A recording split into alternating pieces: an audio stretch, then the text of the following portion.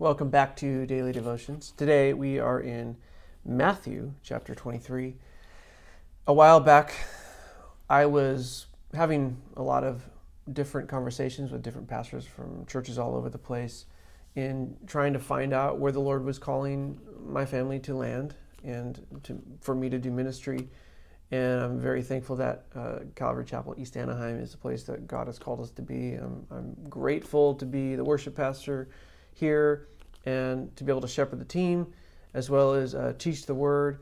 It's just such a beautiful thing. And then to come under Pastor Bob Copany is just a joy of my life. But just in case he's watching, hey. No. In all honesty, I love it. And as I was talking with some of these other pastors, one pastor from Seattle told me a story about him and another guy wanting to plant a church in Temecula, California. But this was like years and years ago. And so they said, hey, we'll meet with 5 different pastors. And if all 5 of them sign off on it, we are going to plant this church. And so they met with some pretty heavy hitter pastors of the day. They got in with Rick Warren. They met with Charles Swindoll and a few others. And then the 5th pastor and final pastor was my former pastor, Pastor Greg Laurie.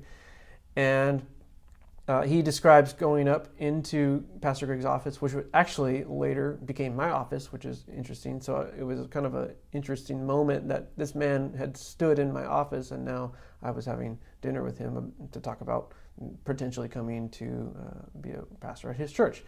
And so it's just interesting how the Lord works in that way. But so he's telling me this story, and he sits down, and he says, yeah, we'd like to start a church. And then Pastor Greg interrupts him and says, hold on. Have you wept over this city? And they looked at each other and said, what? Have you wept over the city of Temecula? And it's funny because I'm thinking in my head, the only people weeping over the city of Temecula are the people that have to pay to live there because the prices on houses are going up and up and up, and it's crazy. But at the time, there wasn't much in Temecula. And they looked at each other and they had to honestly answer, no, we haven't wept over the city.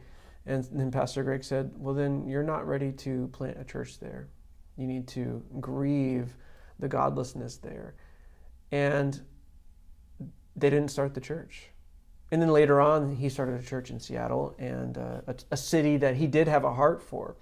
And he said, I don't know if it was the Lord in my life. I was devastated at the time, but I'm thankful for that advice. All 4 pastors had signed off on this except for one, and then he told me just the thing I needed to hear. Well, I say this because we see in Matthew chapter 23 at the end here, Jesus is grieving over Jerusalem. It says this in 37, O Jerusalem, Jerusalem, the city that kills the prophets and stones God's messengers. How often I have wanted to gather your children together as a hen protects her chicks beneath her wings, but you wouldn't let me. And now look, your house is abandoned and desolate. For I tell you this, you will never see me again until you say blessing on the one who comes in the name of the Lord. So Jesus is grieving over Jerusalem, over their godlessness and rejection of the truth. And it hits me hard. And I always think of that story that pastor had told me, because I often will be, walking over to Starbucks from the church here, and I'm in a hurry, and then I have to wait in a line, and then some guy asks me for money, and I'm like just frustrated with all the people, and why does there have to be an In-N-Out right next to church, and all this kind of stuff. And every once in a while, the Lord will say, well, hold on, are you weeping over these people? Are you grieved over the fact that so many people in Anaheim Hills don't know me in a saving way?